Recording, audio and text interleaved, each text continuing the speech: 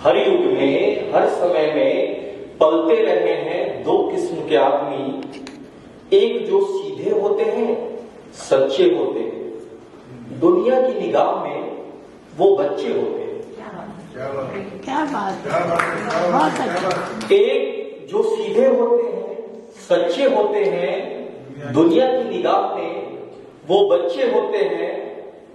दूसरे जो धूर्त होते हैं, चालाक होते हैं, दुनिया की निगाह में वो सयाने होते हैं। क्या बात। संसार कई बार दूसरे किस्म के लोगों को सफल और भाग्यशाली मान लेता है। संसार कई बार दूसरे किस्म के लोगों को सफल और भाग्यशाली मान लेता है, लेकिन उसकी चालाकियां, उसकी सारी धूर्तताएं तब धरी की धरी रह जाती है जब वक्त अपने हाथों में उसकी कमान लेता है। जब वक्त अपने हाथों में उसकी कमान लेता है तो वह यह जान लेता है कि इस दुनिया को बेहतर बनाए रखने के लिए शिशुपालों का वध कितना जरूरी होता है। तो वह यह ठान लेता है कि जो मन से साफ है, सुंदर है, उसकी जय जयकार भी कितना जरूरी होता है। तो दुनिया वालों सुनो, जो तुम्हारी निगाह में चालाक है, सफल है, हो सकता है कि वो अंधेरे गर्त में गिरा हो। जो चमक तुम्हें नजर आ रही हो सकता है कि वो पॉलिश्ड फलों की तरह भीतर से सड़ा हो। इसीलिए रुको, ठहरो और सोचो। इसीलिए रुको, ठहरो और सोचो कि कितना अच्छा होता यदि तुम अपने मुखौटे हटा दो। इसीलिए रुको, ठहरो और सोचो कि कितना अच्छा होगा यदि तुम अपने मुखौटे हटा दो।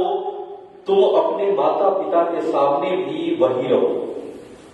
तुम अपने माता पिता के सामने भी वही रहो, पत्नी और बच्चों के सामने भी, घर में भी, दफ्तर में भी, दुनिया और ईश्वर के सामने एक हो जाओ।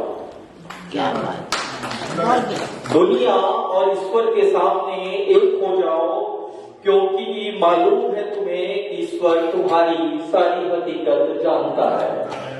क्योंकि मालूम है तुम्हें कि ईश्वर तुम्हारी सारी हकीकत जानता है और अंतिम सत्ता और अंतिम फैसला हमेशा ईश्वर का होता है। क्योंकि मालूम है तुम्हें ईश्वर तुम्हारी सारी हकीकत जानता है और अंतिम सत्ता और अंतिम फैसला हमेशा ईश्वर का होता है। अपने अहंकार, ईर्ष्या, द्वेष, चालाकियां, इन सब का हवन कर दो। पूरी मानवता के साथ जागरूक होकर स्वयं को अर्पण कर दो। देखना एक दिन तुम इस चराचर जगत के लिए प्रकाश हो जाओगे।